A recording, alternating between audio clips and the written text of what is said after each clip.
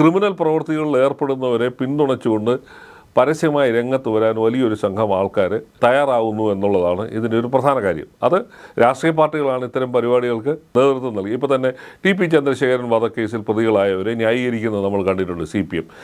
ഇപ്പോൾ തന്നെ പയ്യന്നൂരിൽ പോലീസിനെ ബോംബെറിഞ്ഞവരെ ന്യായീകരിക്കുകയും അവരെ വീരരക്തസാക്ഷികളായി ജയിലിലേക്ക് ആനയിക്കുകയൊക്കെ ചെയ്യുന്നുണ്ട്. അപ്പം അങ്ങനെ ഒരു പൊതുസമൂഹം ക്രിമിനലുകളെ ന്യായീകരിക്കുന്ന ഒരു പ്രവണത കേരളത്തിൽ വളരെ വ്യാപകമാണ്.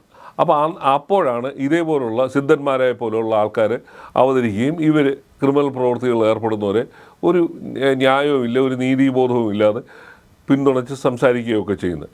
അപ്പോൾ ഇതിനകത്ത് ഒരു കാര്യം മനസ്സിലാക്കേണ്ടത്, ഇതിനകത്ത് പലരും പെയ്ഡായിട്ടുള്ള ആൾക്കാരുണ്ട്, ചില രാഷ്ട്രീയ ബന്ധങ്ങളുടെ പേരിൽ ന്യായീകരിക്കുന്നവരുണ്ട്, അല്ലാത്തവരൊക്കെ തന്നെയുണ്ട്. അപ്പോൾ ഇത് കേരളത്തിൽ നമ്മൾ ഈ പറയുന്ന സ്ത്രീ സുരക്ഷ അല്ലെങ്കിൽ സ്ത്രീ സ്വാതന്ത്ര്യം, പൗരബോധം, പൊതുബോധം എന്നൊക്കെ പറയുന്നത് വെറും തട്ടിപ്പാണെന്നുള്ളതിന് ഒരു തെളിവ് ഇതാണ്. അതായത് വളരെ എഡ്യൂക്കേറ്റഡ് ആയിട്ടുള്ള ആൾക്കാർ, പൊതുസമൂഹത്തിൽ മാന്യതയുണ്ടെന്ന് നടിക്കുന്നവരൊക്കെ തന്നെ വന്നിരുന്നാണ് ഇത്തരം ആൾക്കാരെ ന്യായീകരിച്ച് സംസാരിക്കുകയും അവർക്ക് വേണ്ടി ഘോരഘോരം സംസാരിക്കുകയൊക്കെ ചെയ്യുന്നത്. അപ്പോൾ ഇതാണ് ഏതൊരു പൊതുബോധത്തിൻ്റെ ഭാഗമാണെന്ന് ധരിപ്പിക്കുകയും ചെയ്യുന്നത്. അതുപോലെ തന്നെ പുരുഷ സ്വാതന്ത്ര്യത്തിന് വേണ്ടിയാണ് താൻ ഈ പോരാട്ടം നടത്തുകയൊക്കെ ചെയ്യുന്നതാണ് രാഹുൽ ഈശ്വറിൻ്റെ വാദം.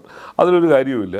കാരണം ഈ അടുത്ത കാലത്ത് തന്നെ അങ്ങനാണെങ്കിൽ ഈ വേടൻ എന്ന് പറയുന്ന പാട്ടുകാരൻ ഇതേപോലെ തന്നെ സമാനമായൊരു കേസിൽ അകപ്പെട്ടു. അദ്ദേഹത്തെ ന്യായീകരിച്ചുകൊണ്ടൊന്നും രാഹുൽ ഈശ്വർ വരുന്നതൊന്നും നമ്മളാരും കണ്ടില്ല. അപ്പോൾ അത് സെലക്റ്റീവാണ് ഇത്തരം കാര്യങ്ങൾ എന്നുള്ളതിനകത്ത് ഒരു തെളിവ് ഇതാണ്.